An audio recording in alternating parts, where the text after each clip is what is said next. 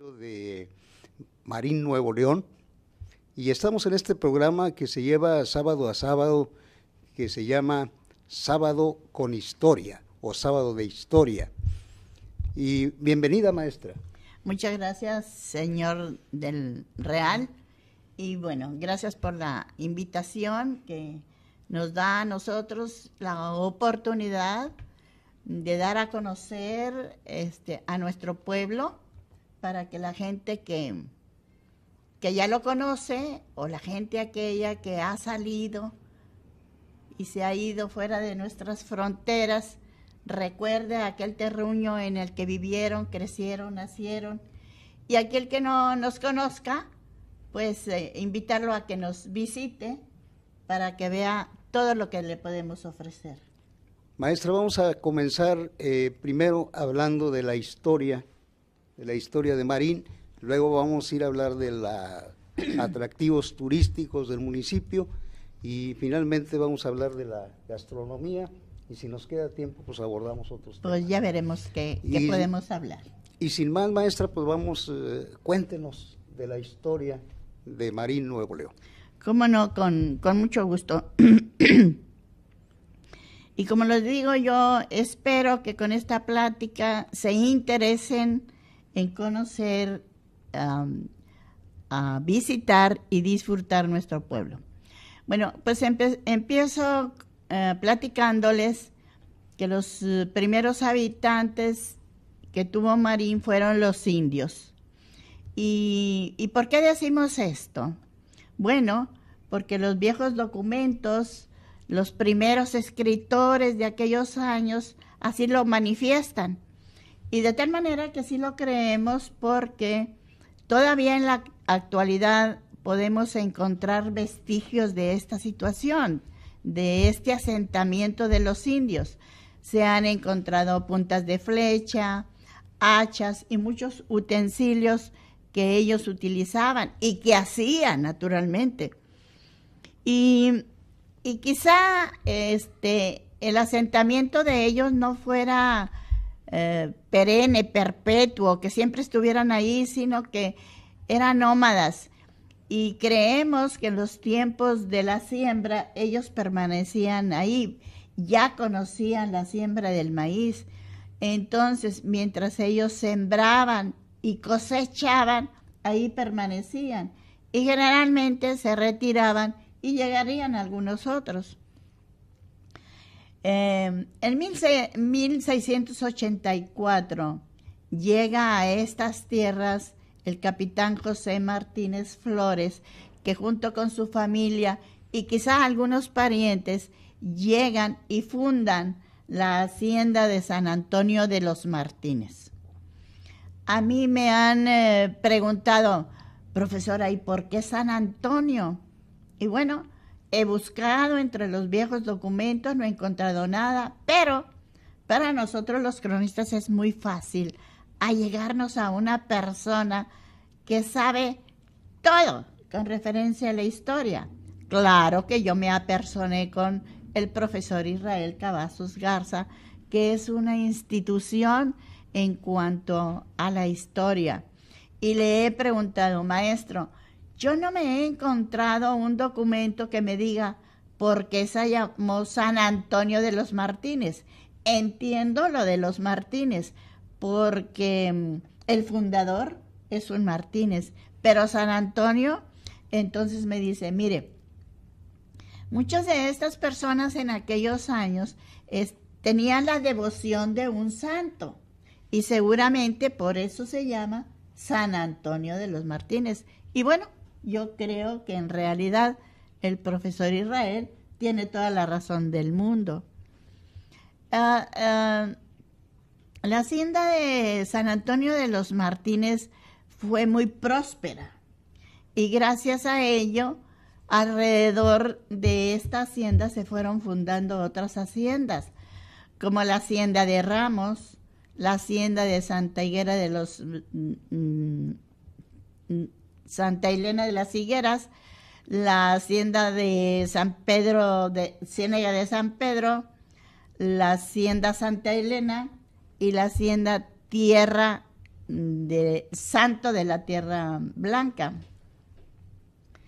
Estas haciendas también fueron creciendo poco a poco y se dio el caso de que los jóvenes empezaron a casarse de la misma hacienda de San Antonio de los Martínez o se casaban con las señoritas o los jóvenes respectivamente de las otras haciendas.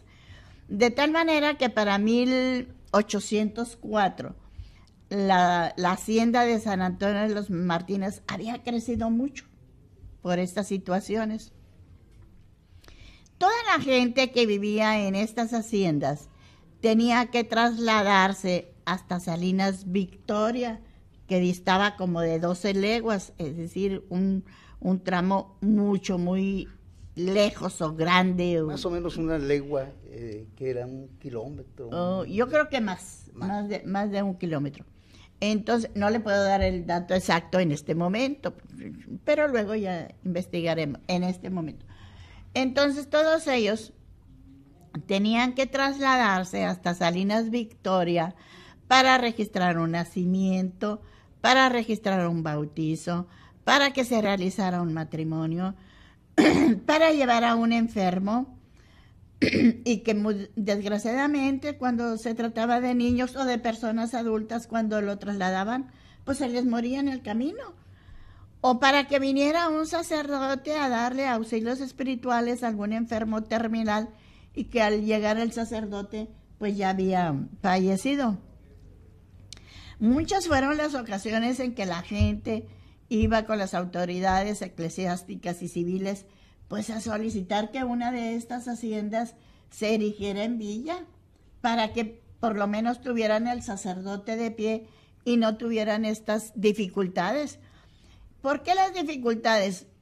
La gente era muy pobre, la gente no toda tenía caballo, que era la única manera en que se podían trasladar a Salinas Victoria.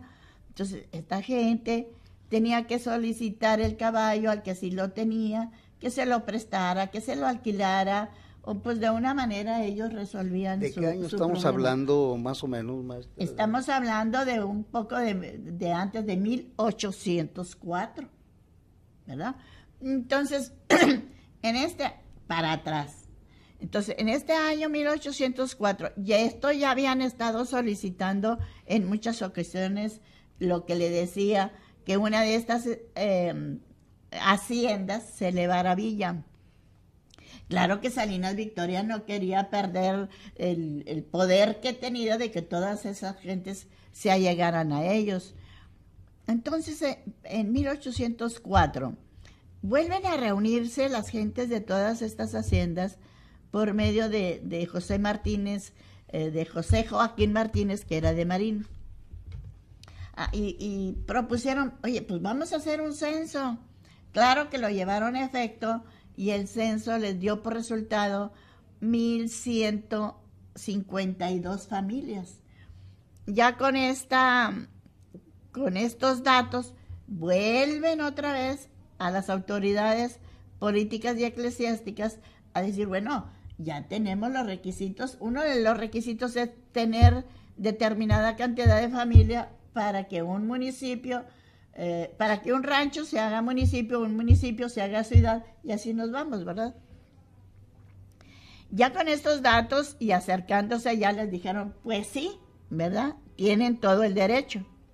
Bueno, pero antes de decidir sí o no, viene una comisión y empieza a hacer un estudio de las 5 o 6 haciendas que había en aquel entonces y decidieron que la hacienda de San Antonio de los Martínez tenía todos los ingredientes para elevarse a villa.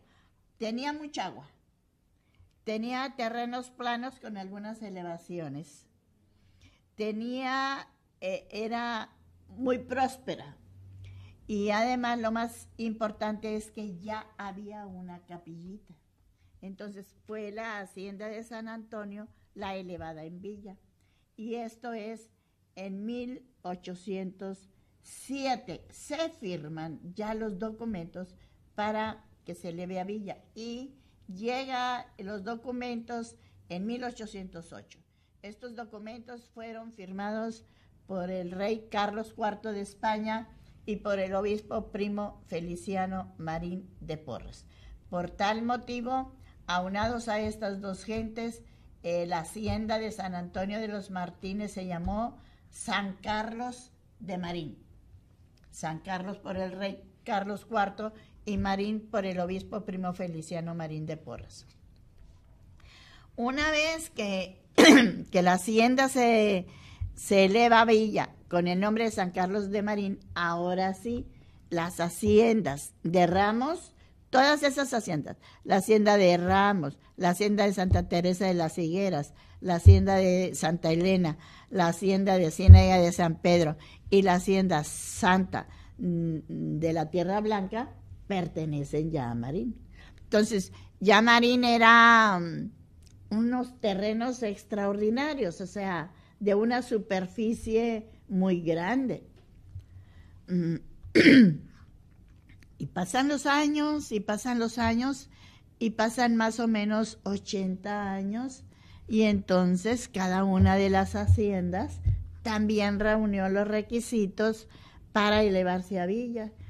Y más o menos por 1863, la hacienda Santa Teresa de las Higueras se eleva a villa con el nombre de Higueras.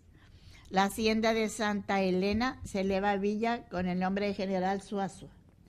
La hacienda San Pedro de Ciénega de San Pedro se eleva a villa con el nombre de Ciénega de Flores. Esas tres. Y en 1888 la hacienda de Ramos se eleva a villa con el nombre de Doctor González. Oiga, maestra, nomás antes de continuar adelante, Marín era así, San Carlos de Marín, ¿y así todavía se sigue llamando? No, mire. El primer asentamiento de un nacimiento fue un niño que nació en Higueras y lo vinieron a más que registro, porque el registro civil todavía no se daba. Más que eso, estoy hablando de bautizos. Bien, porque ya es la iglesia. Acuérdense que la iglesia tenía un poder muy fuerte, ¿verdad? Muy fuerte, sí. Y quiero que sepa que primero Marín tuvo su párroco de pie, o sea, primero se eleva la capillita a iglesia. Y entonces ya la iglesia, ya están, todos los municipios ya están en Marín. Entonces, el primer asentamiento es de Higueras, ¿verdad? En la iglesia. Y ahí dice, ahí los libros de bautizo y los libros de gobierno, que no todo el mundo puede ir al archivo de la arquidiócesis y pedir los libros de gobierno. No, los libros de gobierno se los prestan bajo un permiso especial que le da la arquidiócesis de Monterrey. Entonces, ahí en los libros de gobierno investiga uno muchas cosas. Usted va al archivo de la arquidiócesis y lo que le prestan son nacimientos, bautizos, defunciones, pero los libros de gobierno no. Entonces, ahí en los libros de gobierno hay mucha historia. Y el primer asentamiento es ahí, ¿verdad? De Higueras, en Marín. Y ahí ya dice San Carlos de Marín. Pero yo no me he encontrado un documento que me diga hasta aquí y ya solamente se llamará Marín. Yo creo que usted y yo sabemos que lo que se repite muchas veces se convierte en ley. A lo mejor en un momento dado nada más se dijo Marín, Marín, Marín, y así se le quedó. Pero de que hay escritos que dice San Carlos de Marín, existe. ¿Sí me Oiga, maestra, sí, estamos hablando de la historia de Marín en este primer segmento. Maestra, yo quisiera preguntarle, como hablamos de indios, de los orígenes de que eran indios, ¿hay algunos museos donde se muestre las flechas esas de las que usted habla, y que exista algún museo por allí que hable de esto, o qué nos puede decir. Okay. En Marín no tenemos ningún museo, pero sí le digo, perdón, sí le digo que yo, acompañada de mi marido, siempre nos gustó andar en el campo. Tengo suficientes puntas de flecha que nos encontramos a los ríos, a las orillas de los ríos, y que nos encontramos en las lomas altas. Desgraciadamente pensé en que si me los traía, pero no lo hice.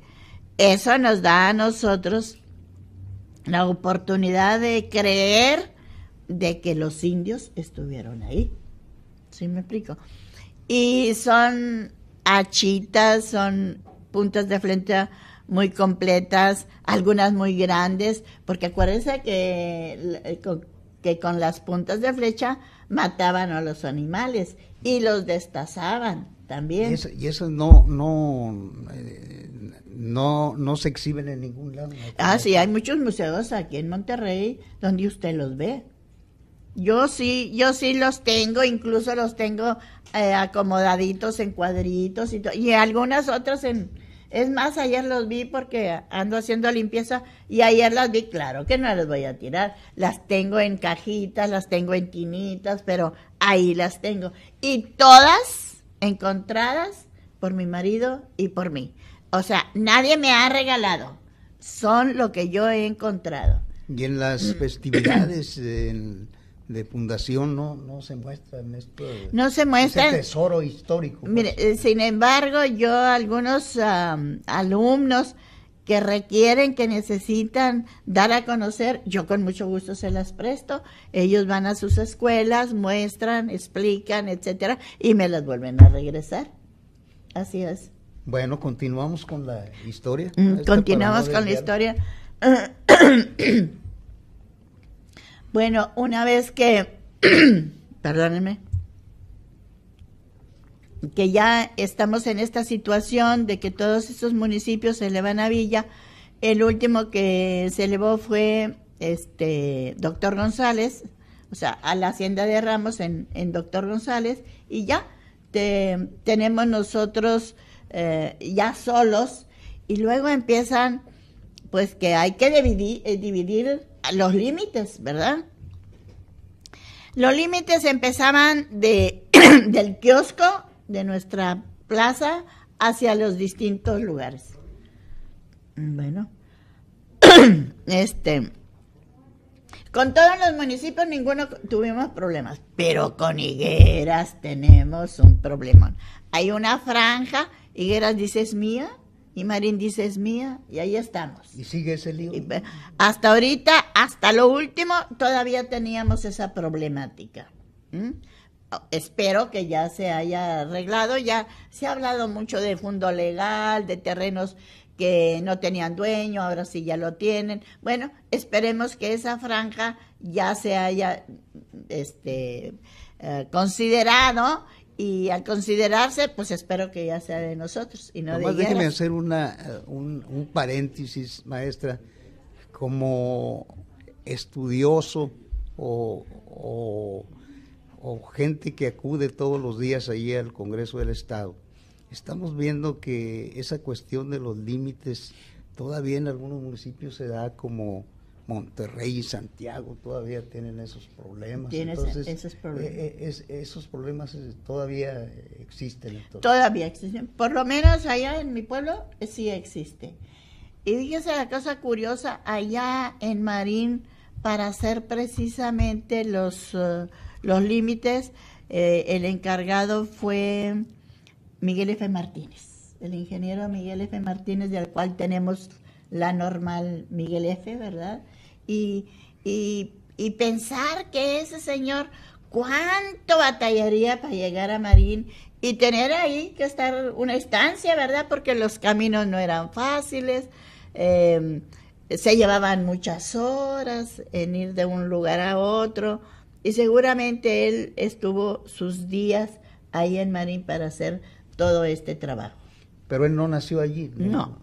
Pero No, él no. anduvo investigando. Él anduvo investigando.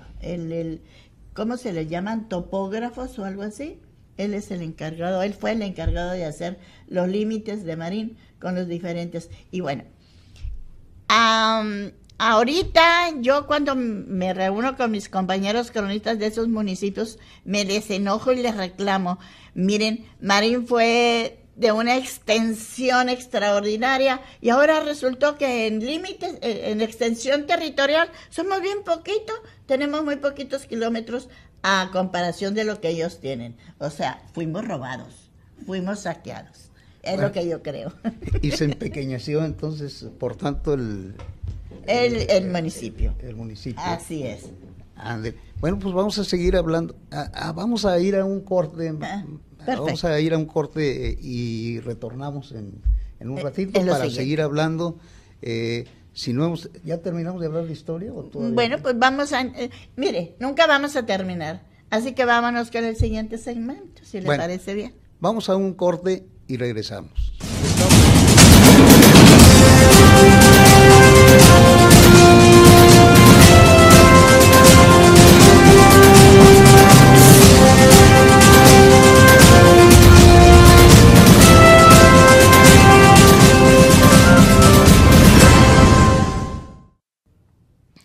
Estamos en el segundo segmento de Sábado de Historia con la profesora Elda Feliz González. Curioso que sea la hacienda de los Martínez y la maestra sea González, pero eso, bueno, más adelante lo platicaremos por aquí. Eso es nada más para hacer más ameno allí el programa, porque hay gente que no le gusta la historia, otras sí, bueno, en gusto se rompen géneros. Le decía, maestra, que han desfilado por este programa los cronistas de la asociación José P. Saldaña, a la que usted pertenece, el cronista de Linares, Armando Leal Ríos,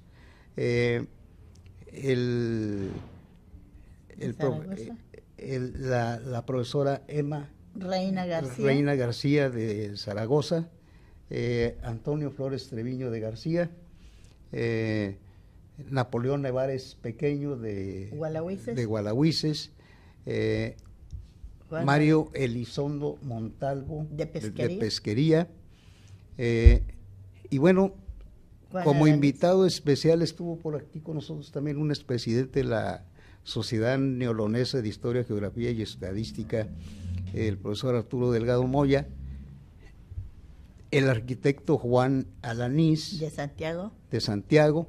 Y bueno, ahora usted, maestra, y vamos a seguir hablando de la historia de Marín, pero ahora de los atractivos turísticos de este municipio, que tiene mucho que contarnos la maestra. Adelante, maestra. Gracias, don señor del Real.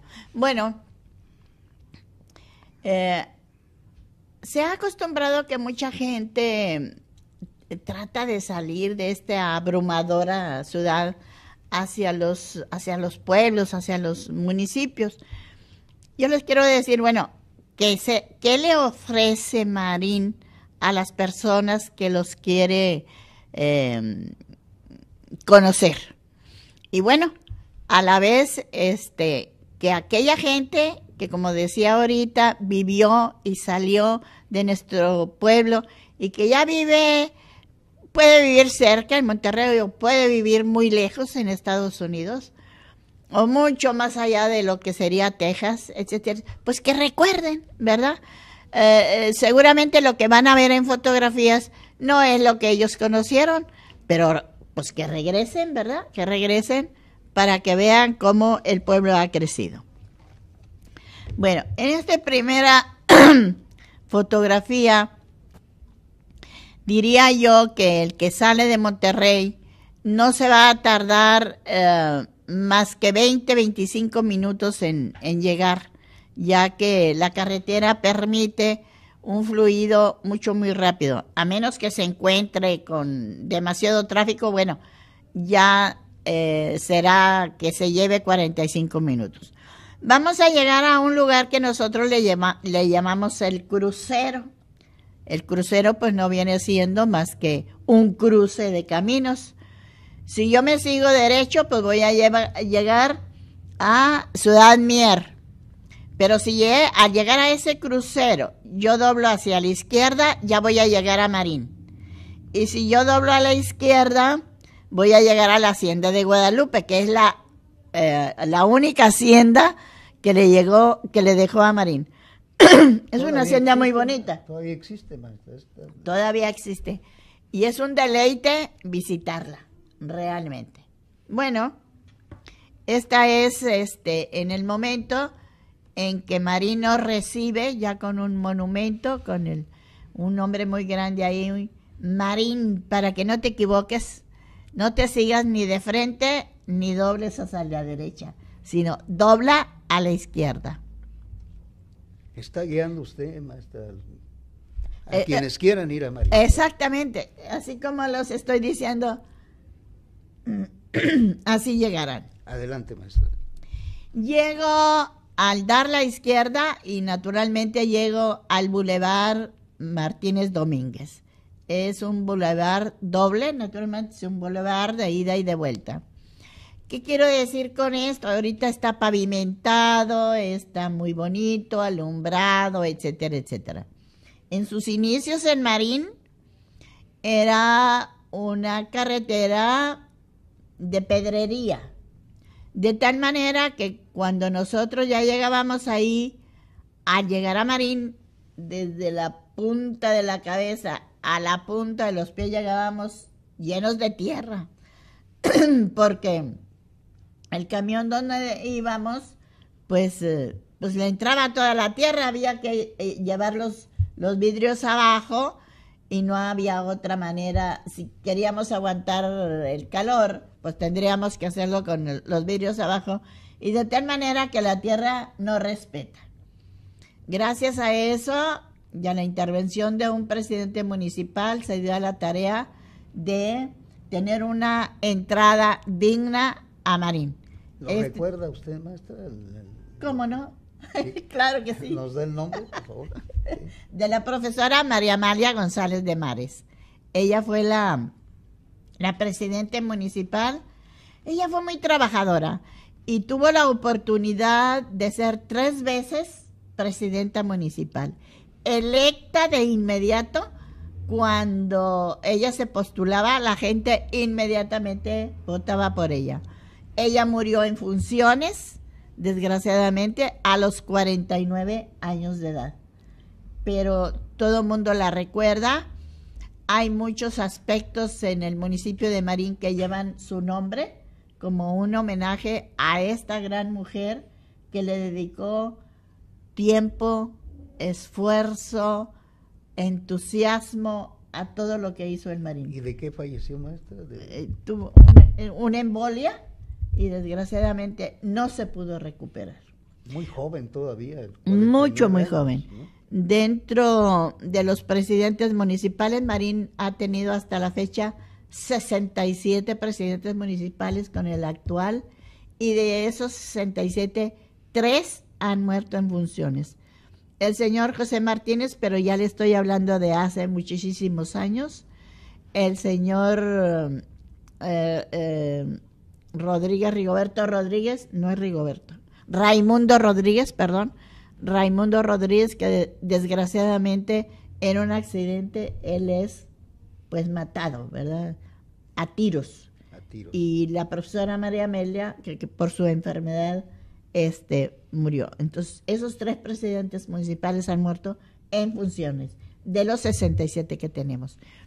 Esta es otra vista del Boulevard Martínez Domínguez, por el cual entran y salen completamente pavimentado, con muchas flores. Su carretera no hay baches, continuamente los presidentes municipales están sobre él, dando un mantenimiento perenne. Ahora ya pueden viajar entonces ya con la camioneta limpia. No van a salir, van a salir limpios y van a entrar y salir limpios. Ya no va a haber con que lava tu carrito. Antes, bueno, pues es que hay muchas cosas que platicar. ¿Qué había antes? El carrito de mulas, el guayín, la tartana, el caballo. no había, hasta 1906 llegó el primer carro de gasolina, el primer vehículo, y fue del señor José Juan Martínez, un hombre muy próspero ahí en Marín. Continuamos. Es que no me puede estar saliendo, si no nunca vamos a acabar.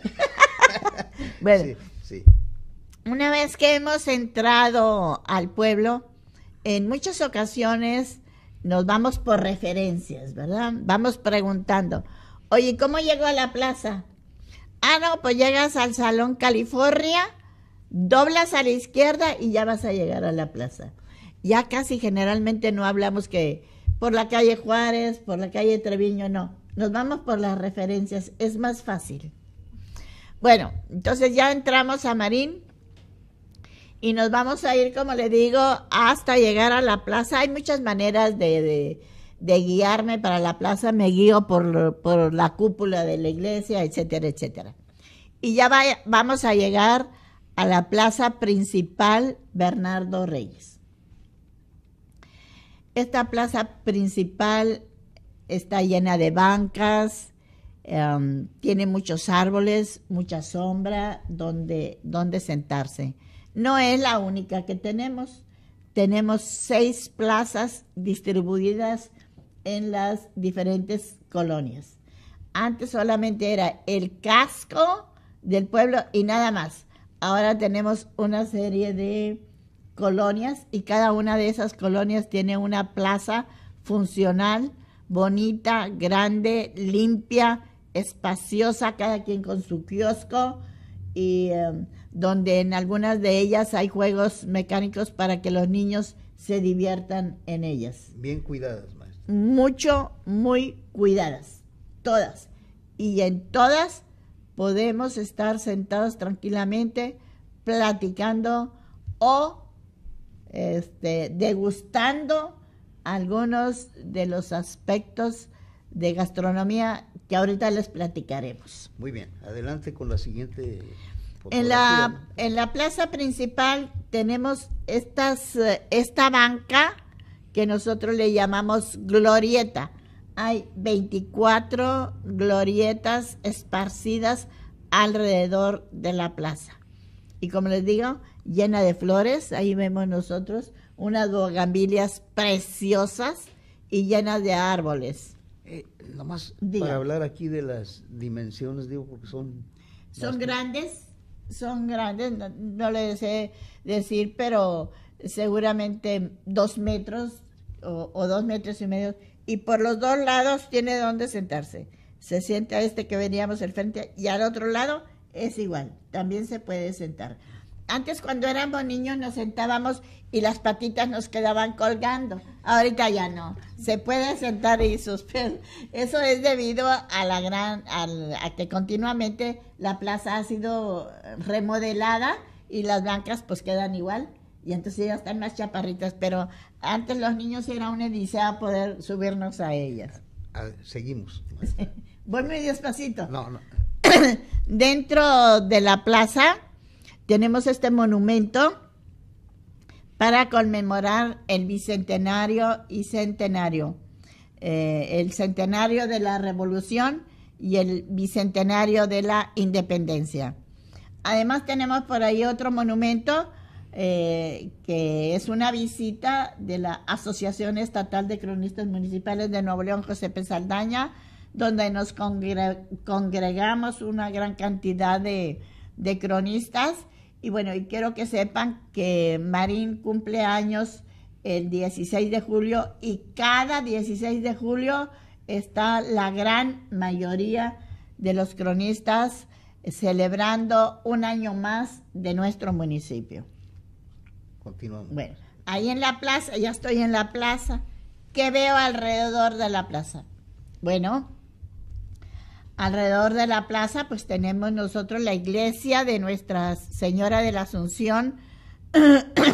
Es un edificio muy amplio. Al entrar es como una cruz, ¿verdad? Que generalmente todas las iglesias lo tienen.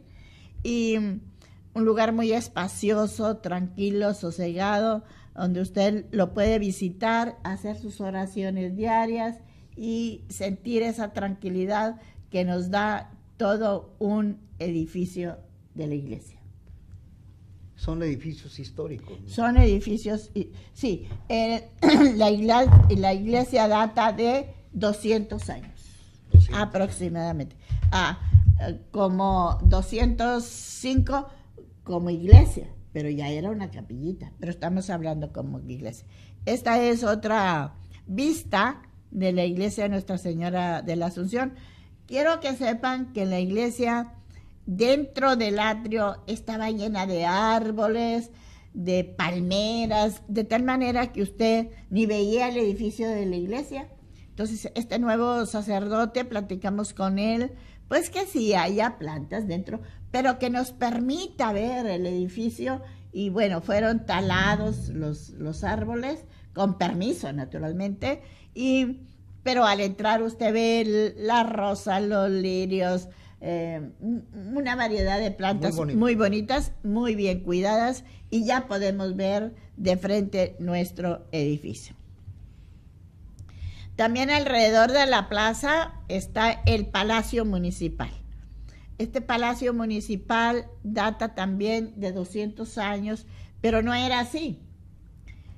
Primeramente era un cuartito y en otro cuartito vivía el padre, el sacerdote, de tal manera que al transcurrir de los años se hace un cambalache, por decir algo. Oye, yo te doy aquí y tú haces tu casita cural en la iglesia compra un lado y al tiempo ese lado de la iglesia se vende y la compran unos señores y se va traspasando hasta llegar a casa de mi padre.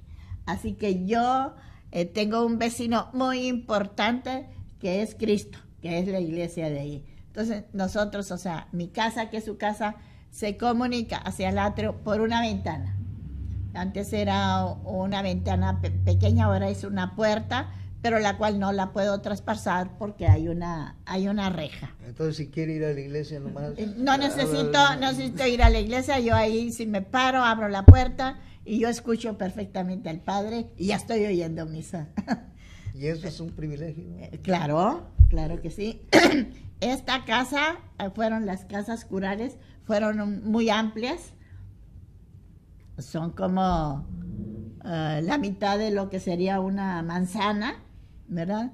Y por ende, acuérdense que en todas las iglesias existía el camposanto, donde ahí se enterraban a los difuntos, y bueno, realmente cuando hemos hecho excavaciones profundas, necesarias, se han encontrado huesos de algunas personas. Muy bien. Para entrar, miren, esta es una entrada a la presidencia municipal, es un pasillo que nos da lugar a diestra y siniestra, donde están las oficinas correspondientes de la oficina, ¿verdad? Está de todo. Estaba atrás, oficinas municipales, está el despacho del presidente municipal, está el despacho del secretario del ayuntamiento, hacia un lado está la tesorería, hacia acá al frente está el regidor, bueno, ¿cómo se llama? El que da fe de todas las cosas. Y hacia el notario. Y hacia atrás tenemos las oficinas de tránsito. Todo está ahí. En un mismo lugar. Todo está ahí. Y ahí también estaba Policía y Tránsito, pero que ahora fue reubicada por la carretera Marín-Suazua. Entonces ya quedó otro espacio ahí que inmediatamente se ubicó con otros aspectos. Muy bien. También alrededor de la plaza está el Centro Social Salustiano Chapa. Este centro lleva el nombre de los papás de los hermanos Chapa que fueron y que son una institución en el pueblo, ya que son nacidos ahí. Son los creadores de las cadenas comerciales. Casa Chapa, así es. Bueno, anteriormente en Marín, todos los guateques, todas las fiestas, háblese de matrimonios, 15 años, los bailes que se hacían en las casas, en las propias casas, en los patios. Y para bailar, pues aunque se regara muy bien los patios, a la hora de la bailada era la polvareda, pero a la gente no le importaba. Entonces se llegó al acuerdo de hacer el centro social. Ahorita, generalmente cualquier baile, todo se hace en el Centro Social Salustiano Chapa. ¿Qué es lo que estamos haciendo? Dándoles a conocer a la gente que no conoce Marín, qué es lo que puede ir a visitar, qué es lo que puede ir a conocer. ¿Qué capacidad tendrá ese lugar, maestra? No, para la bailada. Es muy amplio, no le puede dar las medidas exactas, pero si le caben ahí 200 mesas redondas, que ya ve que son amplias, y cada mesa son de 10 cada una, no estábamos hablando de 10 mesas, de 20 mesas, y 10 cada una, pues cabe una gran cantidad de gente. Son unos bailes preciosos. Antes los bailes se hacían en los portales. Cuando la presidencia municipal era un cuartito, luego se hicieron los portales, y en esos portales eran los bailes. Y se llenaba, y era una cosa preciosa. Maestra, pero vamos a ir a un corte y retornamos. Muy bien. Para ver si nos alcanza a pasar todas las fotos o ya entramos hablando de la gastronomía. Muy o bien. Alternando. ¿Verdad? Pues sí, porque esta es muy importante. ¿Cómo no va a haber una cantina en la plaza? Ah, sí. Ahorita hablamos entonces de la cantina. Nomás esta, y nos vamos con la gastronomía. Muy entonces, bien. ¿Ya me puedo parar? ¿No? Está bien.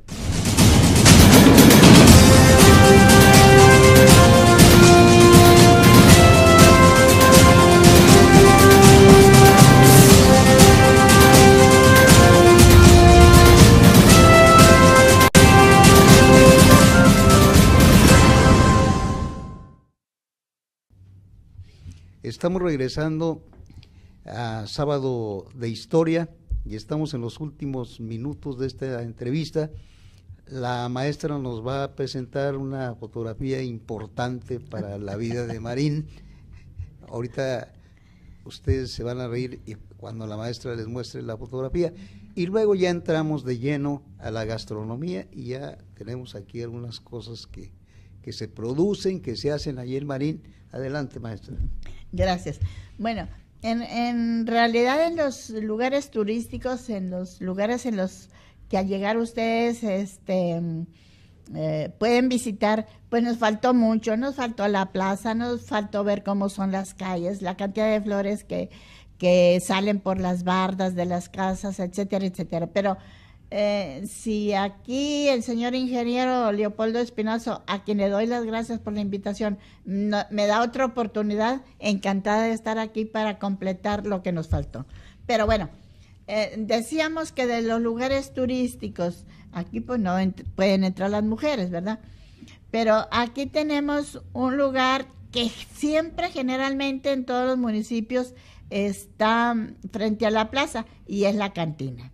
Lo característico de esta cantina, si ustedes vean, yo creo que es una de las cantinas más bonitas que ustedes se puedan encontrar, donde todavía podemos ver como vestigios los amarraderos de los caballos, que en aquel entonces, como no había vehículos, los hombres llegaban a caballo a la cantina después de las largas jornadas de trabajo y amarraban ahí su caballo, y el caballo no se iba, ahí los esperaba. Entonces ahí todavía podemos admirar este amarradero, ¿qué podríamos decir?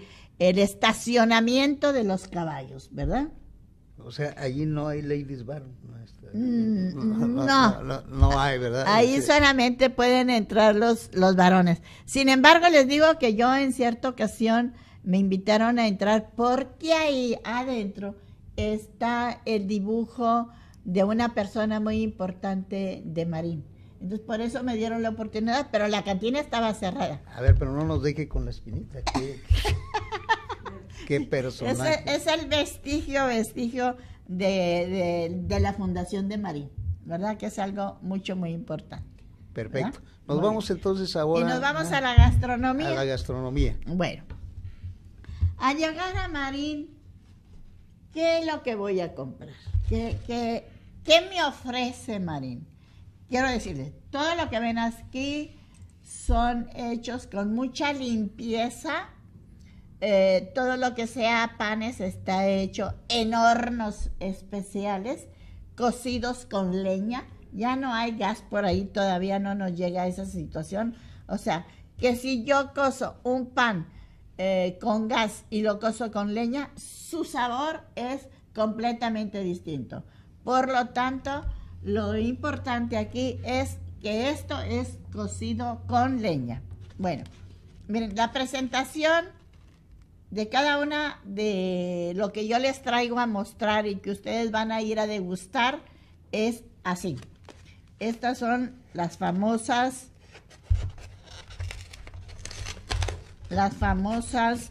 bolitas de Marín, ¿verdad?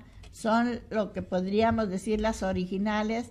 Ahorita en la actualidad hay otras personas que se dedican a hacerlas, pero el sabor de estas bolitas es inigualable.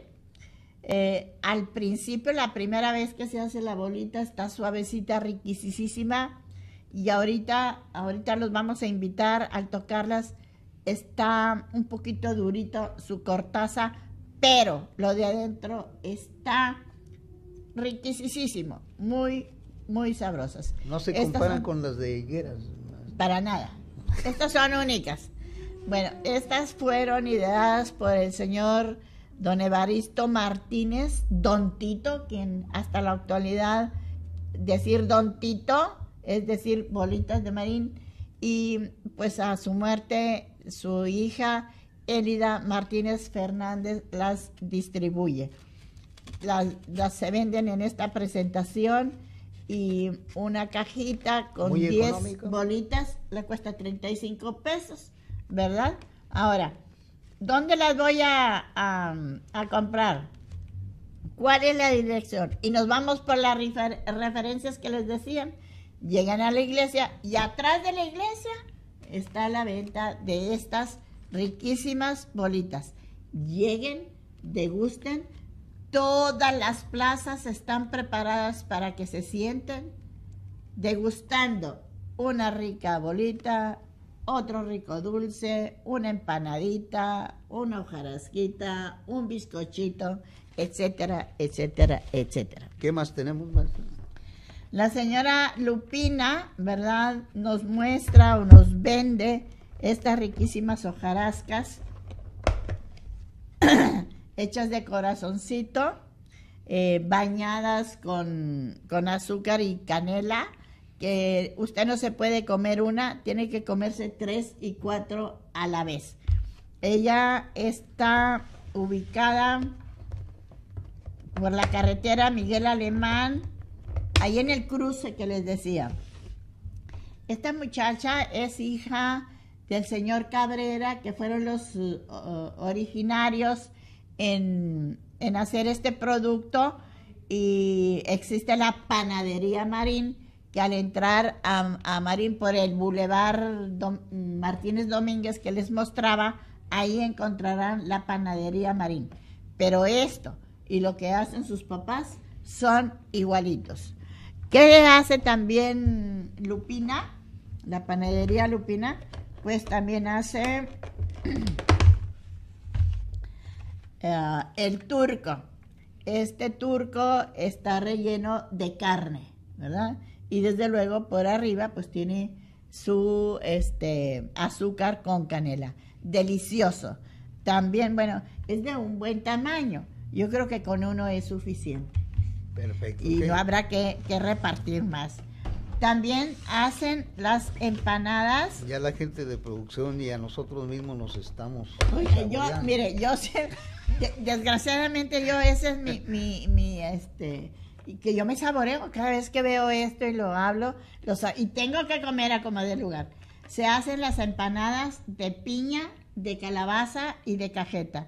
Todo esto es hecho en hornos especiales y la gente que está ahí usa sus delantales, sus cofias, o sea, que se puede comer todo preparado con todisísima tranquilidad, que no hay absolutamente nada que los pueda por ahí perjudicar. Bueno, esta es una señorita, es Lupita Villarreal. Lupita Villarreal, páseme aquello, sí. Lupito Villarreal hace estas galletitas que nosotros las llamamos bizcochos. Son es una galletita hecha de 2 capitas que está perfectamente tostada. Esta la puede comer directa o la puede remojar en café negro o la puede remojar en café con leche. Ay, es una delicia. Estos no son duras, maestra. Son duritas, son tostadas, completamente tostadas. Y le duran mucho, mucho tiempo. Con Lupita también podemos decir, bueno, cuando llegues a las oficinas de agua y drenaje, enfrente está Lupita.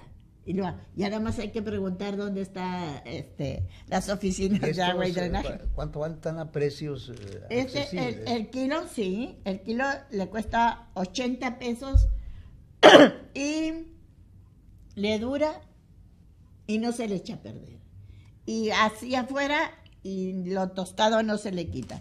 Y esta, así la cajita le cuesta 15 pesos.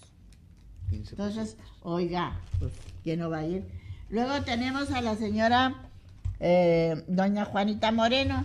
Doña Juanita Moreno se dedica a hacer dulces, hace también las bolitas y hace los dulces mixtos, ¿verdad? Que tienen coco, y por ahí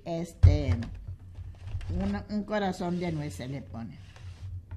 También son precios muy módicos, precios al alcance de toda la familia, de todas las manos.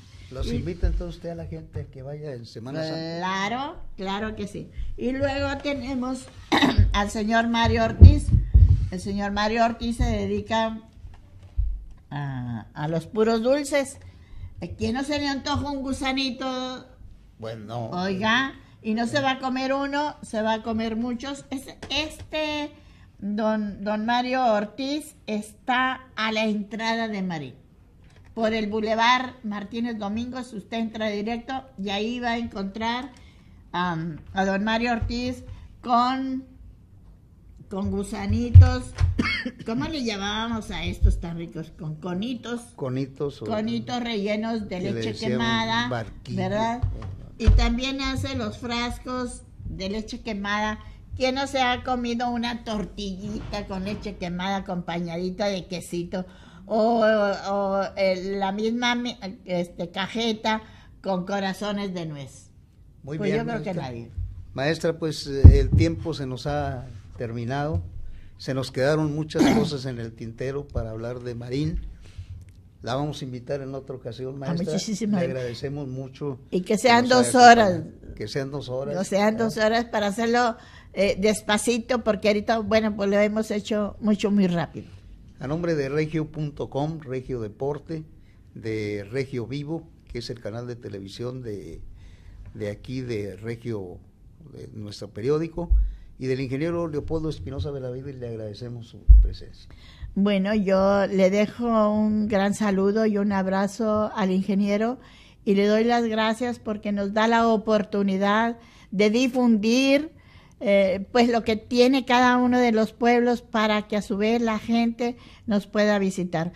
Espero que la gente nacida en Marín y que vive por muchas partes del mundo hayan escuchado o escuchen o vean este programa y les haya entrado la nostalgia para que nos vuelvan a visitar. Pues muchas gracias, Esto fue Sábado de Historia con la cronista de Marín, Elda Feliz González, que si tenemos unos minutitos nomás para que nos explique por qué lo de feliz. ¿Por qué lo de feliz? Bueno, yo nací en un 20 de noviembre y generalmente en aquellos años, y yo creo que todavía la gente se regía mucho por el santoral que viene en los almanaques para imponer el nombre a los recién nacidos. Afortunadamente, no sé si desgraciadamente o afortunadamente, el 20 de noviembre se da en dos aspectos. Un año viene Anniv de la Rev, que es aniversario de la Revolución, y otro año viene San Félix, y así se van, uno con un año. Entonces yo, el 20 de noviembre que nací con el nombre de San Félix. Entonces pues mamá tenía que tomar en cuenta ahí el santoral, pero no le gustaba así como Félix. Entonces en lugar de la X le puso la Z, por eso soy feliz. Pues muchas gracias maestra por estar aquí, le agradecemos mucho su presencia y la esperamos en un próximo programa. Ojalá que así sea. Muchas gracias, señor del Real. Ya.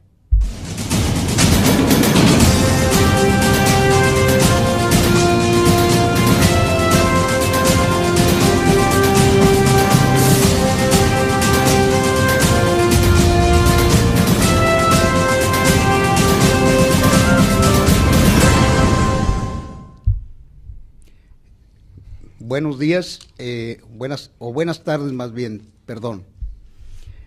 Nos acompaña en el estudio el cronista de General Bravo, Nuevo León, el señor José Guadalupe Hinojosa Cantú.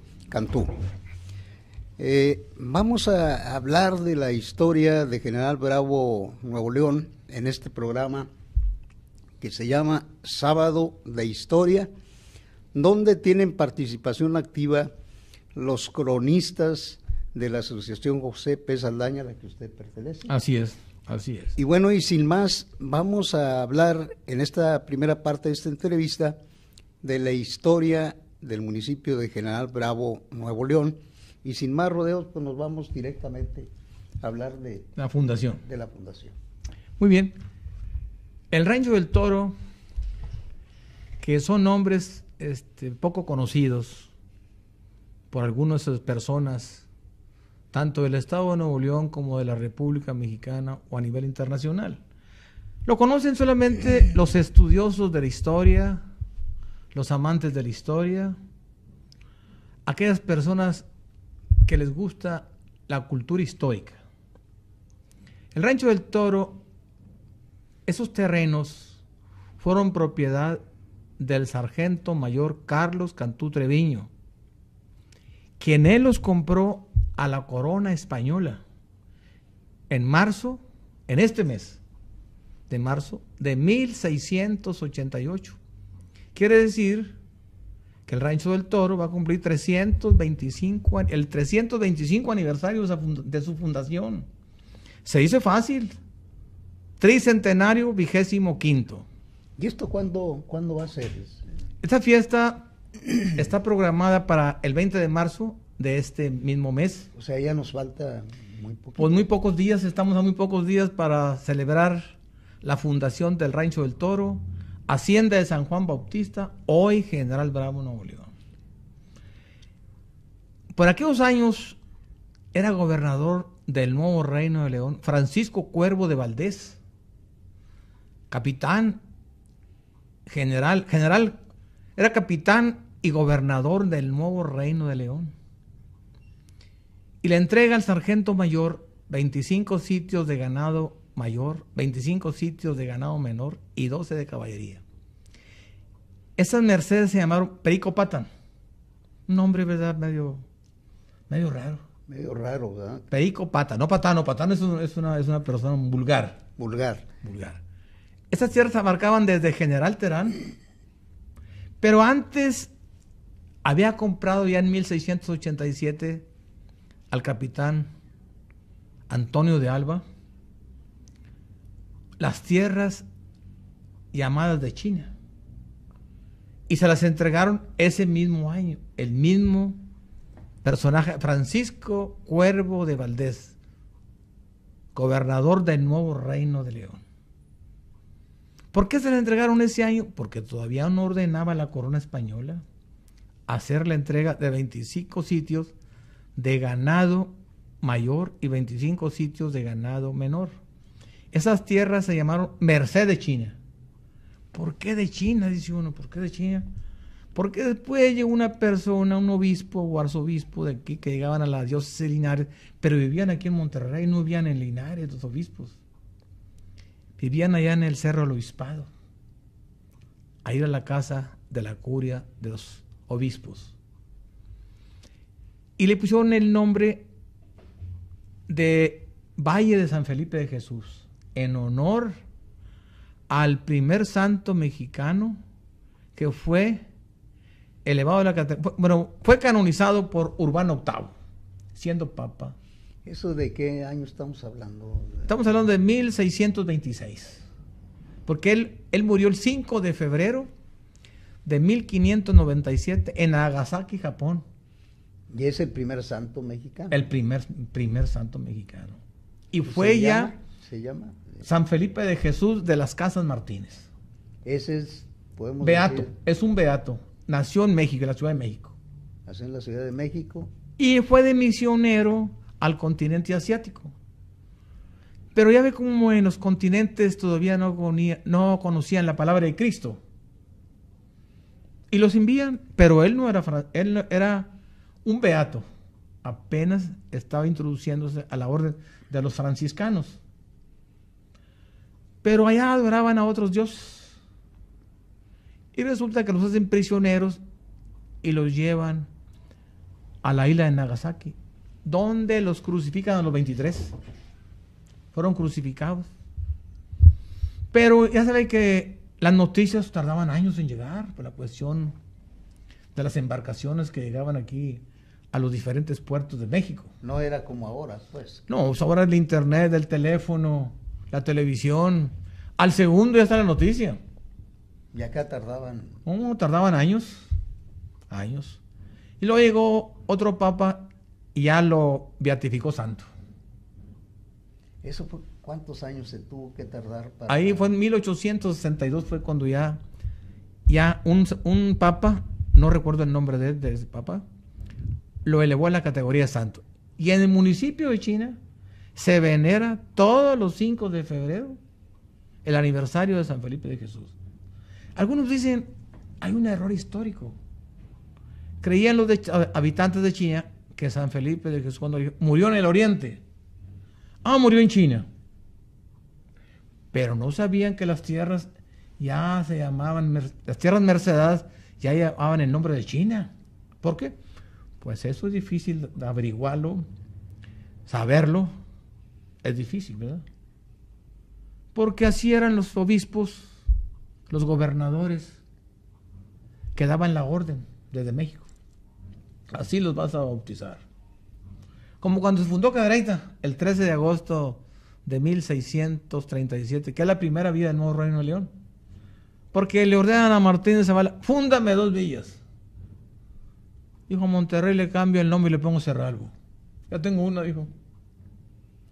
Y mandó al capitán Luis de Zúñiga Almaraz a fundar Cadereyta, porque se encontraba enfermo. No, lo que pasa es que le tenía miedo a los indios.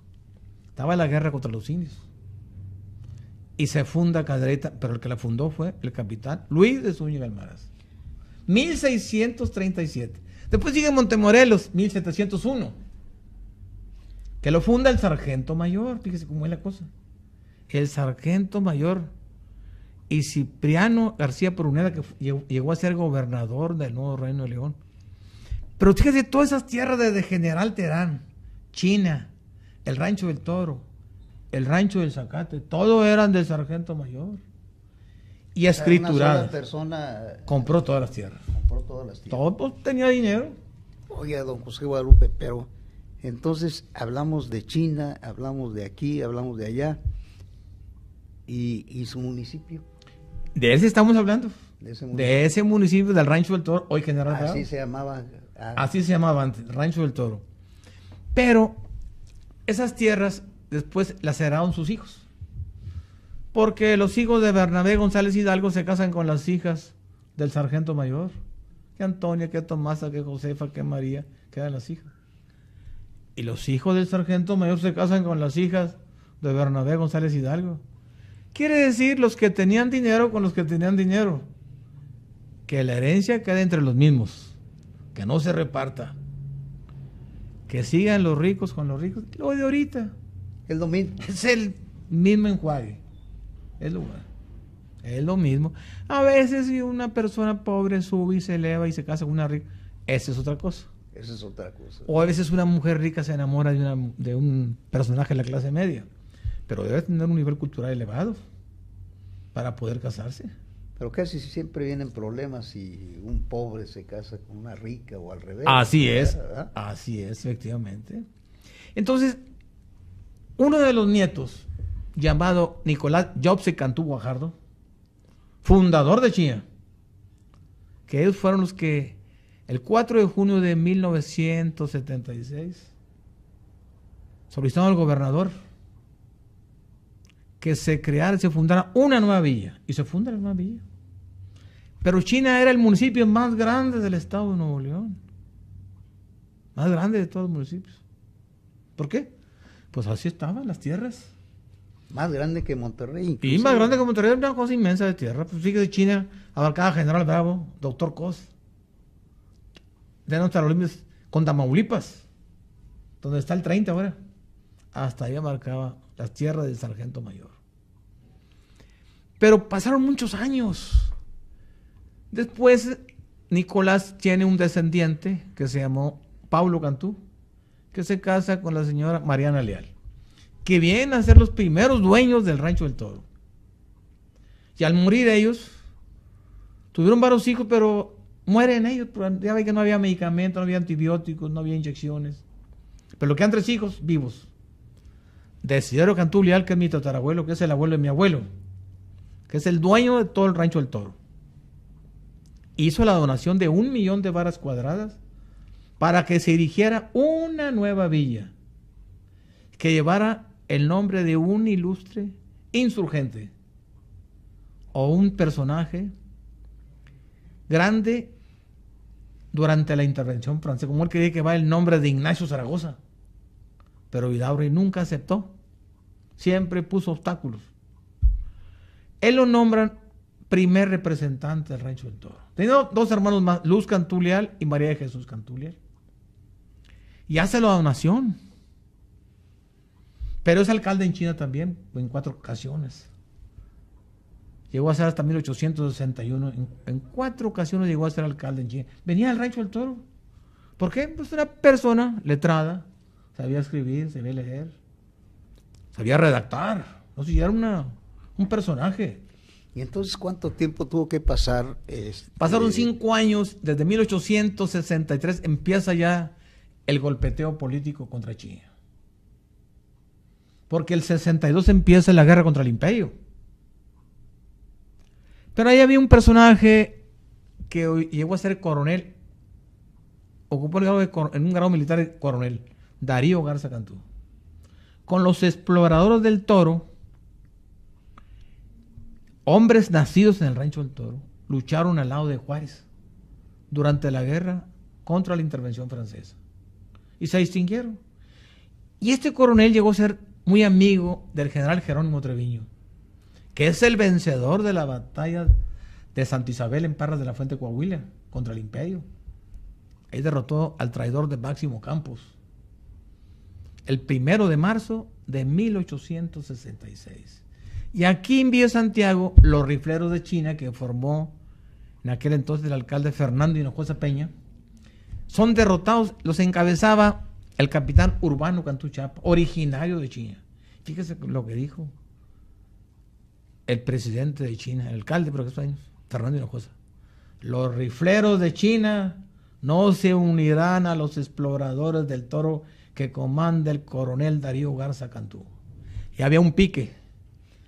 Ya había pique ahí. Pero ya había entonces una fricción. Y era la lucha para independizar. La lucha era para derrotar al imperio. Primero había que derrotar al imperio. ¿Y cómo lo derrotaron? Después viene la batalla de Santa Gertrudis el 16 de junio de 1866 y los rifleros de China y los exploradores participan. Y el ejército del norte contra Feliciano Olvera. Y los hacen pedazos en Camargo. Y ese lugar se llama Santa Gertrudis. Ahí se levanta un obelisco. A veces los alcaldes de ahí, de ese lugar de Camargo, hacen honores para recordar al ejército del norte comandado por el general Mariano Escobedo. Y después los de Bravo y los de China acuden al sitio de Querétaro para derrotar al imperio, donde se fusila a Maximiliano Miramón y Mejía. Aunque Juárez le perdonó la vida al general Tomás Mejía. A usted se le perdona la vida porque usted ha sido un gran mexicano, hizo prisionero a varios generales del ejército de la República. Yo como presidente le perdono la vida. No, señor, dijo. Si me la perdona a mí, se la va a perdonar a Maximiliano y a Miramón. Ah, no. Entonces fusilan a los tres, los fusilaron. Nos fusilaron. A los tres juntos.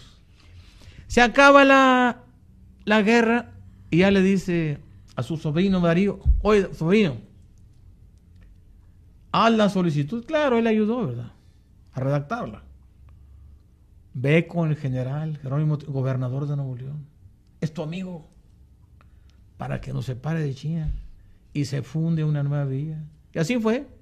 El 15 de noviembre de 1868, el Congreso del Estado de Nuevo León aprobó que el Rancho del Toro, después Hacienda San Juan Bautista, fuera elevado de la categoría de villa, y se publicó el 18 de noviembre de 1868. En ese chance, Bravo va a cumplir el 145 aniversario de erección en villa. No confundir de erección en villa con fundación, que son diferentes. Son diferentes. Por eso este 20 de marzo, que ya quedó instituido, para que en General Bravo se celebre la fundación todos los años. Le tocó un cantú de casualidad, fíjese, un cantú para que la cuña más apriete. Es un cantú del mismo árbol genealógico del sargento mayor Carlos Cantú. Y el alcalde de nuestro pueblo se llama ingeniero Edgar Cantú Fernández. ¿Cómo dice el dicho? Para que la cuña apriete. Tiene que ser del mismo palo. Del mismo palo, ¿verdad? Tiene que ser, así dice el dicho. ¿Y se cumplió? Y se cumplió, exactamente. Y entonces, por eso, los pueblos hermanos de todo ese territorio, General Terán, China, General Bravo y Doctor Cos. Y dijo el general Jerónimo Treviño: la hacienda de San Juan Bautista, antes el Toro, llevará el nombre del ilustre insurgente y defensor de la República contra la intervención norteamericana, General Nicolás Bravo. Personaje. Por eso lleva el nombre de General Bravo en honor a Nicolás Bravo. En honor a Nicolás Bravo. A Nicolás Bravo. Que mucha gente no lo sabe, ¿verdad? Así es, mucha gente no desconoce por qué se llama General Bravo.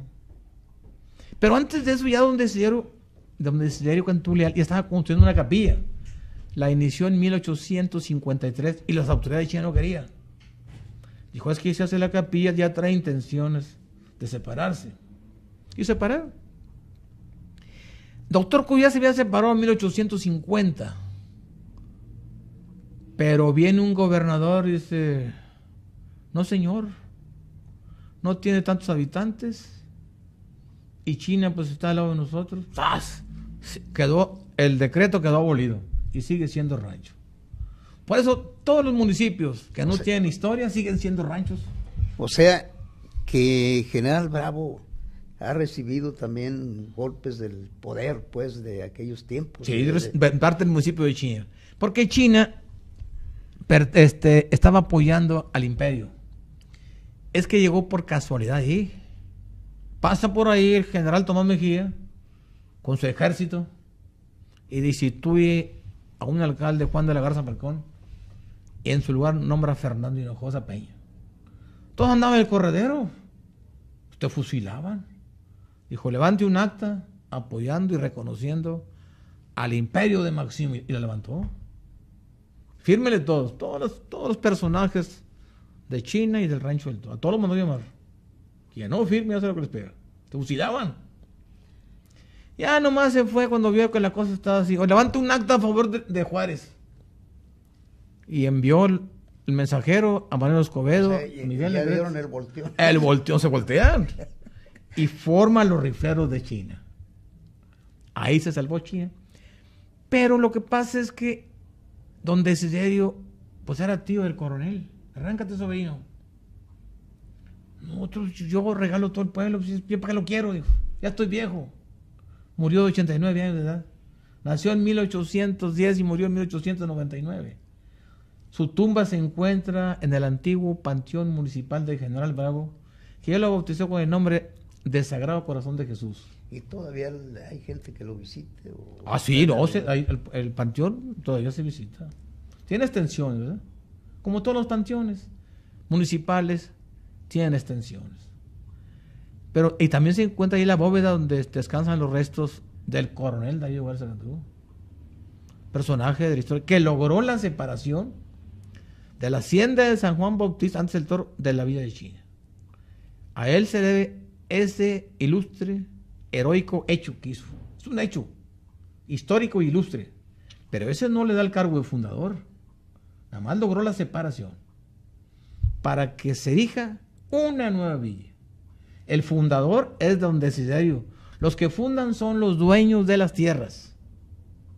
Y don Desiderio Cantú y su padre eran los dueños de las tierras. Por eso se llaman fundadores, porque descienden de conquistadores. Primero colonizadores y conquistadores del nuevo Reino de León. Por eso se llaman fundadores. No cualquier persona es fundador. No cualquiera. No cualquiera. Hay que tener cierto rango dentro de la historia de un pueblo. Y tiene datos históricos de General Bravo. En este libro... ¿De cuántas gentes estábamos hablando que vivieron? Eran 1,200 gentes para poderse... Pues ya era un buen... Sí, es la cantidad que se pedía para erigir en una nueva villa.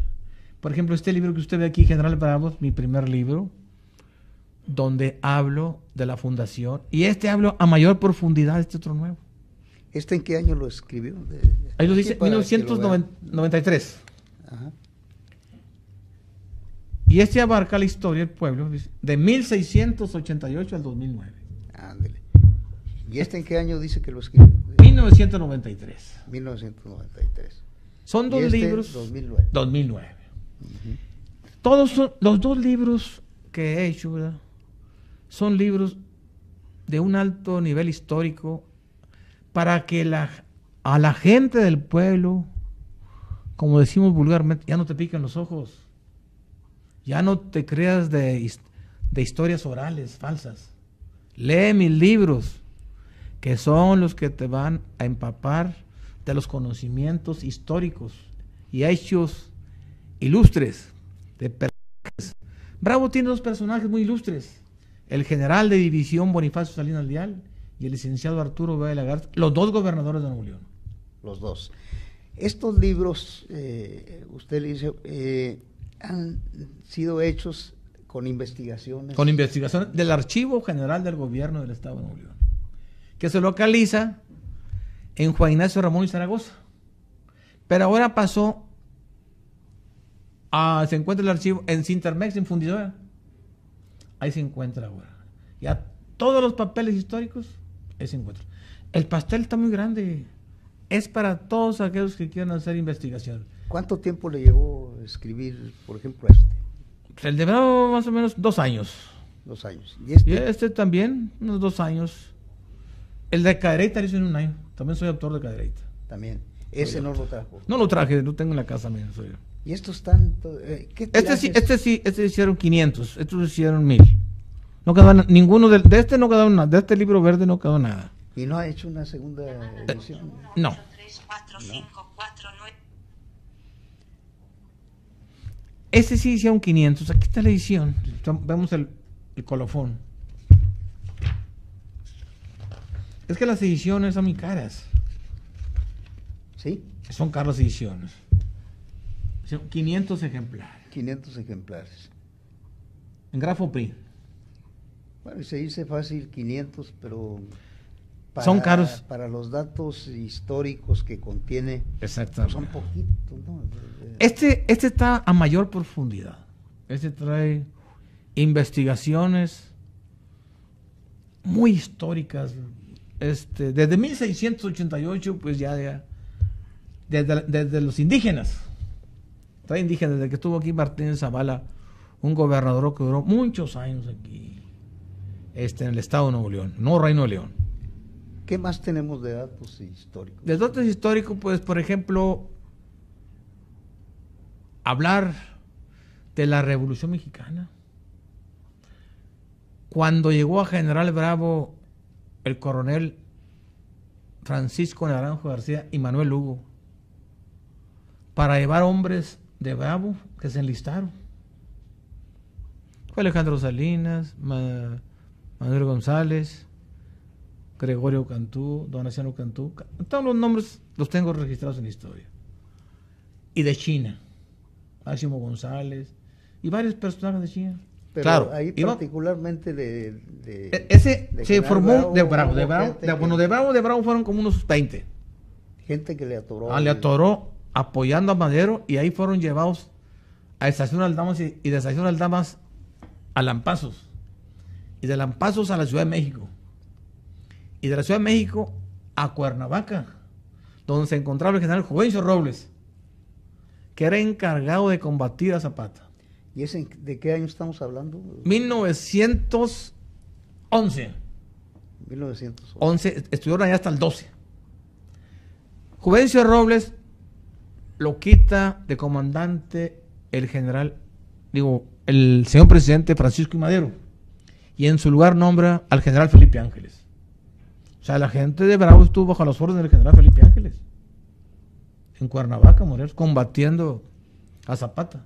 Y Genovevo de la O lo sitió, pero envían a Aureliano Blanquet con un refuerzo para romper el sitio, pero en vez de llegar silenciosamente, iba a llegar por detrás para acabar con el zapatismo. Soltó a caballo a trompeta abierta. Pues dijeron los zapatistas: pues muchas gracias, ahí nos vimos, gracias por tomarnos la vida. Como que ya se estaba preparando el enjuague para darle el cuartelazo a don Francisco I. Madero. El cuartelazo es algo muy importante, que a veces desconocemos muchos hechos, y que yo he leído muchos historiadores. ¿Qué cosas? El autor intelectual del cuartelazo se llamó licenciado Rodolfo Reyes, hijo del general Bernardo Reyes. Es el autor. Cerebro mágico del golpe pretoriano que le dio a Madero Pino Suárez y su hermano Gustavo Adolfo Madero. Hecho poco conocido, ¿verdad? Es un hecho histórico poco conocido. Ese está escrito por un personaje llamado,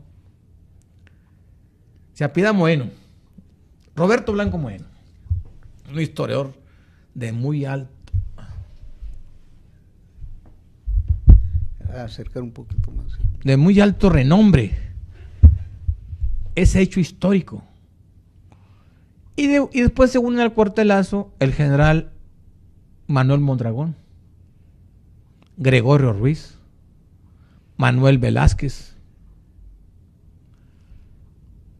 y Félix Díaz, que venía siendo el sobrino de don Porfirio Díaz. Pero hacen prisionero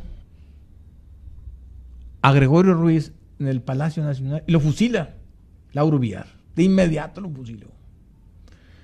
O sea, no se andaban con medias tintas. No, aquí no hay medias tazas, ni tibio, ni o eres tibio o eres frío. Escógelo. Aquí no hay mediación. ¿Por dónde te peinas? Sí, vamos, así nos vamos. Así nos vamos, ¿verdad? Y Fernando Reyes avanzó pensando que el Palacio Nacional ya estaba en manos de los aspirantes a militares, que eran traidores, ellos fueron traidores. Más el heroico colegio militar, ¿no?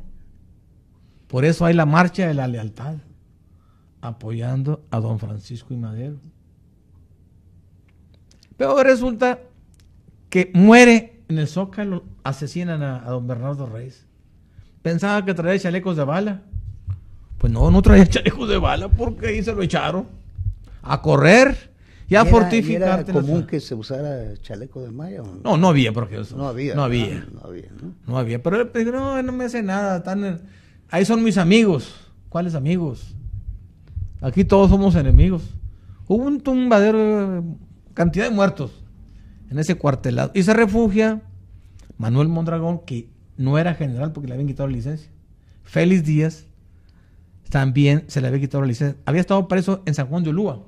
El error de Madero fue no haberlos fusilado cuando ya el Consejo de Guerra había dictaminado. La orden era juicio sumario, morir fusilado por un pelotón. Oiga, Lupito, hemos hablado ya de la historia de General Bravo. ¿Cuál es la conclusión? Ahora voy enseguida. Después de ese cuartelazo famoso que hubo en contra de Madero, que lo asesinan, pues Carranza se levanta en armas en Coahuila, en la hacienda de Guadalupe, con el famoso plan de Guadalupe. Y llega a General Bravo un personaje de alto valor. Me refiero al coronel Lucio Blanco. Y exhorta a los habitantes del pueblo a que apoyen al ejército constitucionalista del noreste, o sea, los carrancistas. Ahí en la plaza. En la plaza principal. Y se van como 60 hombres de general, una mujer también. Va una mujer de apellido González. Que era raro en aquel tiempo que una mujer. Que una mujer, sí. Muy raro que se fuera. Eufrasia Tijerina de González, apoyando a su hijo. Y se van todos. Y Bonifacio también se va. Pero Lucio Blanco de ahí se va de Bravo a China y pide un préstamo. Préstamos que nunca se pagaron. Nunca se pagaron. ¿Cuánto se pagaban? Más préstamelo. A la vuelta te pago. ¿Y a quién se lo pidió? A las autoridades y al pueblo. A las autoridades del pueblo es donde se pedían. ¿Y cuánto? Pues 300, 500, quedan 5,000, pues ya era mucho dinero, 5,000 pesos. Mucho dinero, dijo. Prestar esas cantidades. Y ahí se va a Terán a combatir en contra del huertismo. Al ver que no puede tomar Terán, sigue rumbo a Burgos, a Méndez, a San Fernando, a Jiménez. Y luego se regresa y toma Reynosa. Ya se prepara su ejército, organiza otra vez su ejército y lo reorganiza. Y llega un personaje, coronel, llamado, y apellido Castro. Y otro, Francisco Mújica, a apoyarlo para tomar Matamoros. Y toman Matamoros. El 4 de junio de 1913 cae la plaza. Y huye, y a todos los hacen prisioneros, una cantidad de más de 1,000 prisioneros. Todos ellos se pasaron al lado de Carranza, al lado de Lucio Blanco. Pero Lucio Blanco ahí hace un decreto, el primer decreto de la reforma agraria. Expropia la hacienda de los borregos, que era nada menos que Félix Díaz, y la expropia. Y allí quedaba. Y hace la repartición de tierras, dice. Pero ahí pertenecía entonces a Matamoros. A Matamoros. A Matamoros. Ahí hace la repartición de tierra. Pero entonces dice Carranza, en vez de... Por eso Lucio Blanco no llegó a ser general en jefe del ejército del noreste. Por haber hecho la primera reforma agraria y haber repartido las tierras. Se adelantó a Zapata. Se adelantó a Zapata, que con su plan de Ayala, las tierras son de que se trabajan. Entonces ya se había adelantado. Lupito, vamos a un corte comercial. Muy bien. O a un corte y luego regresamos para seguir hablando de la revolución. De la Revolución Mexicana. De los hombres de General Bravo. De los hombres de General Bravo. Y luego entrar a una serie de preguntas por ahí. Muy bien. Muchas gracias.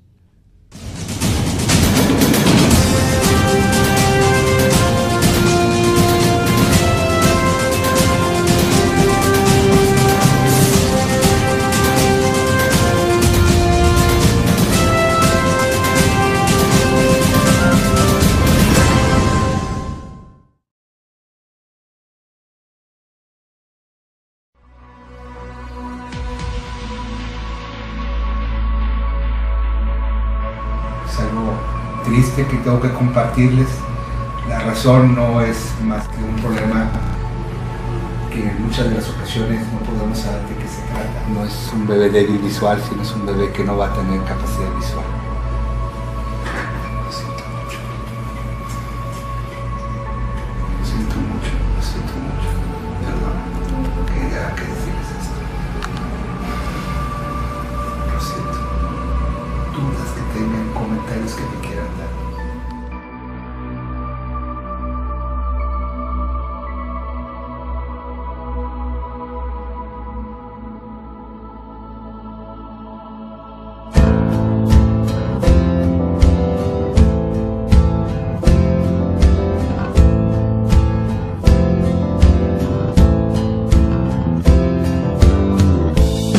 Quererte tanto me cambió la suerte. Por este amor yo ya no soy el mismo. Si fuiste tú quien me salvó la vida, si un beso tuyo sanó mis heridas. Y no me cuesta nada imaginarte, cierro los ojos y puedo mirarte. Pero mejor si estás aquí conmigo, todo sería fácil porque yo te necesito para respirar. Y siento que me ahogo si no estás aquí cerca de mí. Siento que ya me voy a morir, que ya me voy a morir de amor por ti. Quererte solo me tomó un momento, y ahora sin ti nada tiene sentido. He soportado lo inimaginable, oh, pero por ti todo se ve distinto. Y no me cuesta nada imaginarte, cierro los ojos y puedo mirarte. Pero mejor si estás aquí conmigo, todo sería fácil porque yo te necesito para respirar.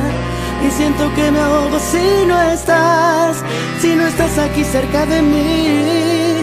Siento que ya me voy a morir, que ya me voy a morir de amor por ti.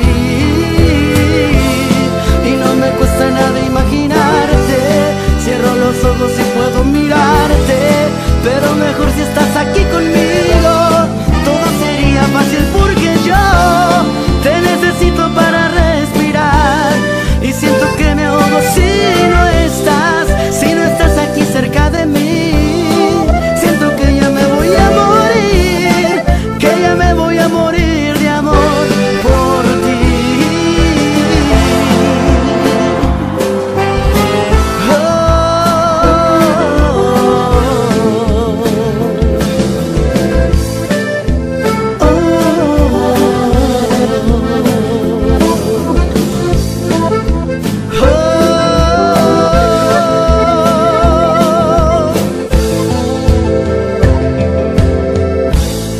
Quererte tanto me cambió la suerte. Oh.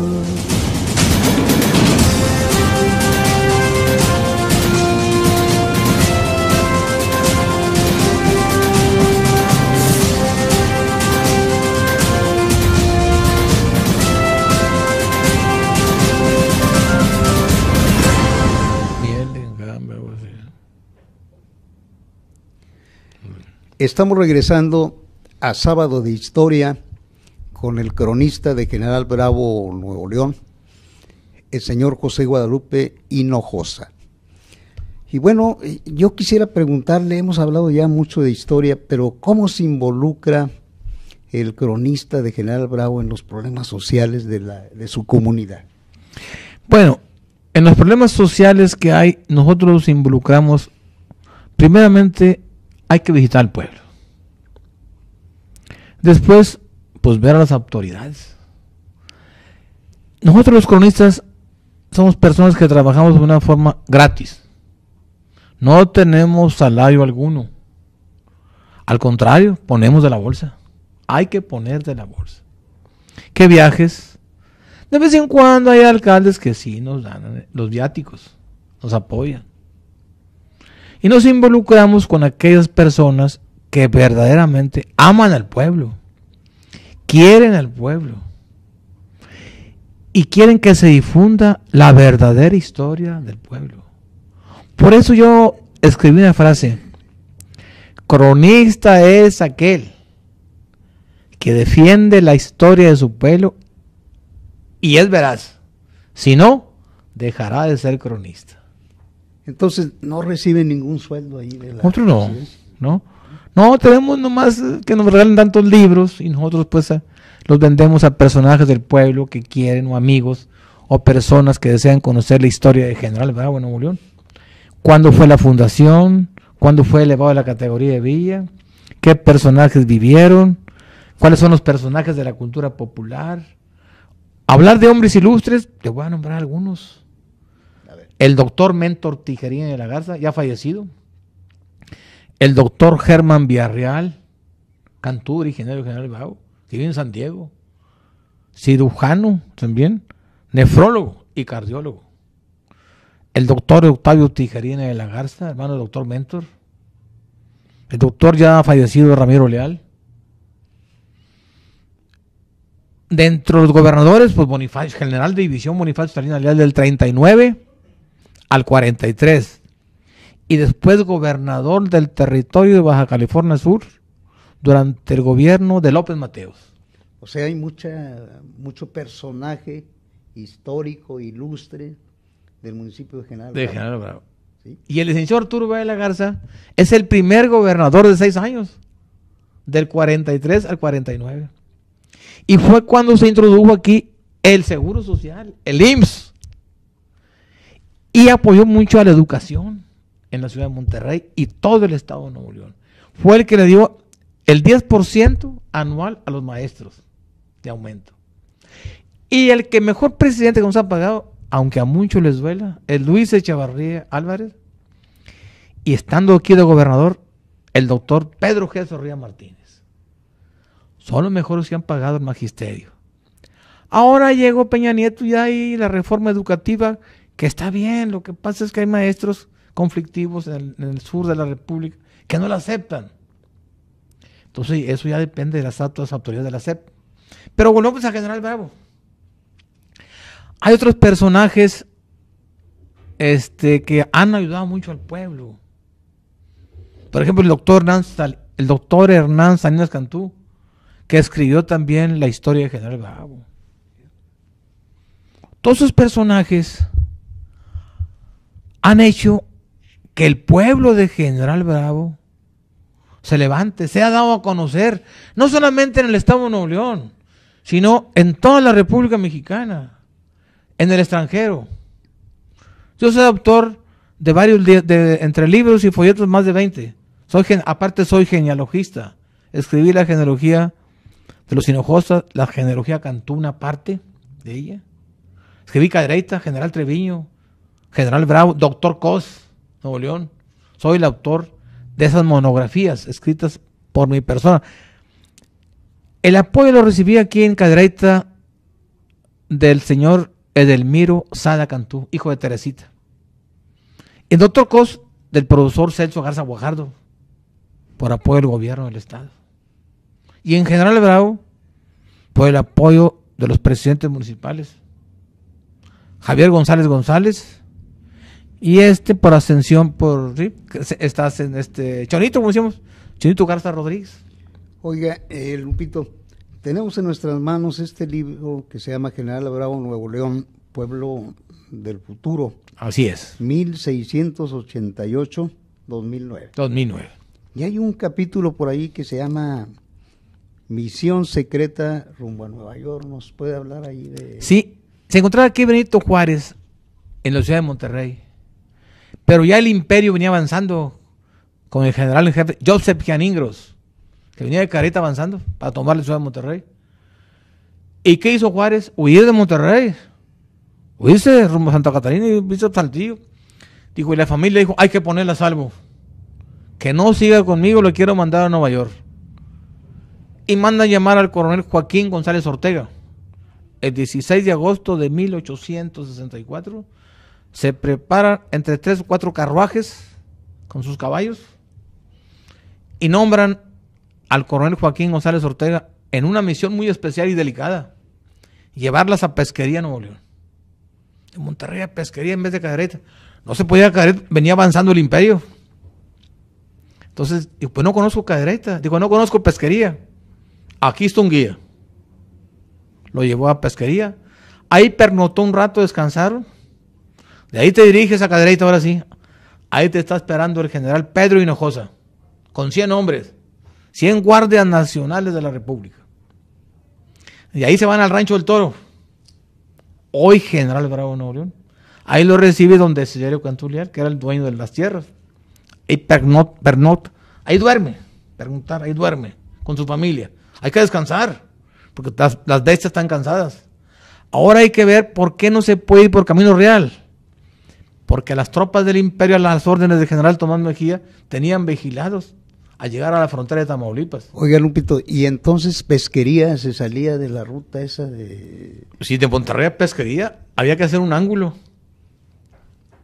Un ángulo de 45. Una estrategia ahí para... Estrategia para que no fueran hechas prisioneras.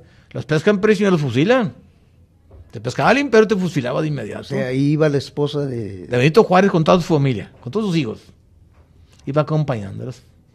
Y a un yerno de él que se decían Santa Cilia, parece que se apellidaba el tipo ese. Casado con una de las hijas de Juárez. Y el general Pedro José, el coronel, busca la manera de por dónde están menos vigilados los caminos, por el rancho del Zacate. Llegas a los Aldamas, Arcabuz, y pasas el río Bravo. Y pasó entre Camargo y Azordaz. Vámonos, en el Chalán. Ya se cumplió la misión secreta. Ahora sí, rumbo a Nueva York. Pero ¿para qué tan lejos? Si allá estaba Abraham Lincoln. Abraham Lincoln todavía no lo asesinaban. Por la cuestión de la guerra de secesiones, que a los del sur lo querían matar. Vi un programa especial con toda la verdad, cómo mataron a Abraham Lincoln y cómo se llamó el personaje. Lo pasaron dentro de la historia de los Estados Unidos. Qué bonita historia, digo, porque pescaron al tipo y de inmediato lo fusilaron. Mató al presidente de la República. Y ella estuvo allá y ahí murieron 2 hijos debido al intenso frío que había, ¿no? Y luego regresa al triunfo de las fuerzas de la República. Ya regresa Margarita Maza de Juárez a la Ciudad de México. Esa es la misión secreta. Hay que tener algo muy especial. Aquellos pueblos como Pesquería, el Rancho del Toro, el Rancho Paso del Zacate, los Aldamas, Arcabuz, Camargo y Azordaz, que no se paró ahí. Pero donde se paró recibieron la visita de la primera dama del país, Margarita Maza de Juárez, acompañada de toda su familia. Lupito, tenemos ya pocos minutos. ¿Qué le parece si nos habla de los atractivos turísticos de... Pues en Bravo, los atractivos turísticos, pues tenemos al río San Juan. La iglesia es un atractivo turístico, un templo histórico que se empezó a construir en 1853 y terminó hasta 1863. 10 años. Por orden de don Estero Cantú. Todavía se conserva la cruz, porque la parroquia lleva el nombre de la Santa Cruz y sus fiestas la celebra el 3 de mayo. ¿Qué otro lugar atrás? Pues Bravo no tiene muchos lugares turísticos. No tiene muchos lugares turísticos. La presidencia municipal, que le puedo decir que es un edificio de los más modernos que se encuentran dentro del estado de Nuevo León. Se construyó siendo alcalde Sergio Cantú Garza y gobernador de Nuevo León, Jorge Treviño. Entonces, podemos decir que para el turismo, el General Bravo no tiene mucho... Lo único que tiene bonito son sus carnes asadas, sus tacos de carnes asadas, el restaurante Los Ahijados, por la Libre y por la autopista. O sea, ¿es tradicional eso? Es tradicional. ¿Sí? Es tradicional. Hay otros restaurantes, el Mago, los Tijerina, los González, los Traileros, ahí los restaurantes. Que y son platillos económicos. Son platillos económicos y son de muy buena carne y es más, como decimos, te chupas hasta los dedos. Y el platillo principal de Bravo es el guisado de res, asado de puerco, el machacado. No se diga la barbacoa, la carne seca de General Bravo. Ahí la encuentra en el restaurante Los Ahijados. O sea, podríamos decir que están los mejores cortes ahí porque es ganadero. Exacto, son ganaderos, exactamente. En Bravo hay mucha ganadería y mucha agricultura. Y el sistema de riego de las lajas es el que le permite que llegue el agua a través del río San Juan. Porque gracias a Cuchillo, a la presa del Cuchillo, que fue la que salvó a todo Monterrey y toda su área metropolitana, la de agua china, a Bravo, Doctor Cos, Los Aldamas, Monterrey y toda su área metropolitana. Se construyó siendo gobernador Sócrates Rizo y presidente de la República Carlos Salinas de Gortari. Lupito, le agradecemos mucho su presencia, se nos ha terminado el tiempo. Sabemos que se quedaron muchas cosas por ahí en el tintero, Sí. pero bueno, ya las haremos en otra entrevista que le hagamos por aquí. Pues yo agradezco a ustedes esta entrevista, al ingeniero Polo Espinosa, José del Real. José del Real, por la oportunidad que se me ha dado para dar a conocer mi municipio, a quien tanto quiero. Por eso escribimos del pueblo, porque lo queremos, lo amamos y lo queremos dar a conocer, no solamente a nivel nacional, internacional, europeo y hasta en Asia, que se vaya a dar a conocer, en todos los continentes. Oiga, Lupito, y si alguien se interesa por estos libros. Pues el libro que tengo más es este último, Pueblo del Futuro, Ya no hay. en mi casa, yo lo tengo en mi casa, ahí lo pueden conseguir en mi casa. ¿Le pueden hablar a usted? A mi teléfono, sí, Bueno, el 83 17 19 73. Bueno, pues le agradecemos mucho su presencia en este programa, Sábado de Historia, a nombre de regio.com, Regio Deporte y el canal de televisión de regio.com, regiovivo.com. Muchas gracias. Gracias a ustedes y mis más finas atenciones para usted y para el ingeniero Polo del Real. Digo, Polo Espinosa. Polo Espinosa. Polo Espinosa. Pues muchas gracias. Muy bien.